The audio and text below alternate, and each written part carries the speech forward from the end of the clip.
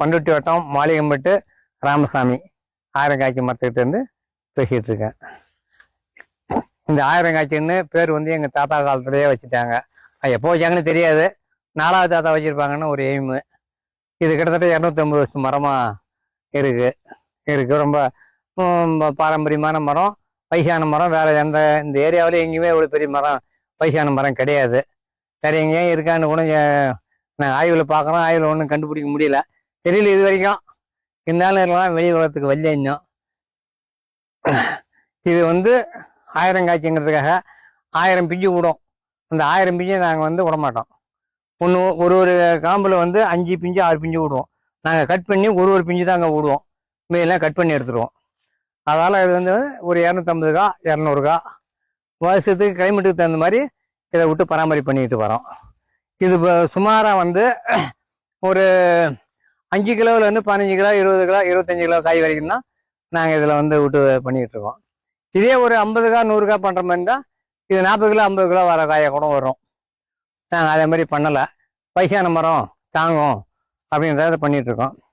இது வந்து சமையலுக்கு நல்ல உகந்தது. சமைச்சு சாப்பிட்றதுக்கு, பிஞ்சு சமையல், காய் கொத்து சமையல், எல்லா வெரைட்டிக்கும் அருமையான ரகத்தில் வந்து என்னுடைய முக்கியமான ஸ்பெஷாலிட்டி என்னன்னா 8 நாள் சென்று பழுக்கக்கூடியது. வெளியில் எடுத்து போகிறதுக்கு ரொம்ப சௌகரியமாக இருக்கும். வெளிநாட்டுக்கு போகிறவங்க நிறைய விரும்பி இதை கேட்குறாங்க. வந்து அதிகம் சொலையும் உள்ள இருக்கும், வந்து வெயிட் இருக்கும், அதே சமயத்தில் வந்து பெருசு இல்லாமல் இருக்கும், ஃபுல் சொலம் இருக்கும். அதனால் கொஞ்சம் விரும்பி கேட்குறாங்க. இங்கே நிறைய சமைச்சு சாப்பிட்றவங்களும் உள்ளூரில் நிறையா இந்த வயசானவங்களாம் அதிகமாக வந்து கேட்பாங்க. இதில் பண்ணிகிட்ருக்கோம். இது பலா வந்து நீர் தாழ்ந்த பூமியில் பலா கிளம்பாது. பண்ருட்டி ஏரியா தான் இது ஒரு இது. பண்ருட்டி டவுன்லேயே பலா மரம் கிடையாது. பண்ருட்டிலேருந்து வடலூர் உட்பட்ட இடமும், குள்ளஞ்சாவிலேருந்து உளுந்தூர்பேட்டை ரோட்டுக்கு உட்பட்ட இடத்துல தான் இருக்குது. இப்போ நாங்கள் பண்ருட்டிலேருந்து கிட்டத்தட்ட ஒரு 7 கிலோமீட்டரில் இருக்கோம். 150 அடியில் இந்த இடத்துல வந்து தண்ணியே கிடையாது. எவ்வளோ மழை பெஞ்சாலும் 150 அடியில் தண்ணி ஏறாது. அதே மாதிரி வறட்சியும் இருக்கணும். பாய்ச்சல் இருக்கிற பூமியில் தான் பலா கிளம்பும். மழை காலத்தில் 20 அடி 30 அடிக்கு நீர்மட்டம் ஏறி வர பூமியில் பலா உற்பத்தி பண்ண முடியாது.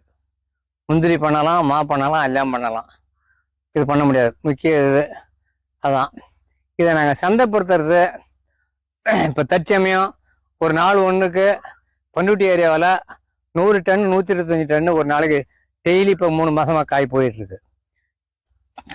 இதெல்லாம் பழமாக தான் சாப்பிட்டுட்டு இருக்காங்க. இதை வேற ஒன்றும் அழிக்க முடியல. இதை வச்சிருந்து பண்ண முடியாது. 3 நாளைக்கு மேலே வச்சிருக்க முடியாது.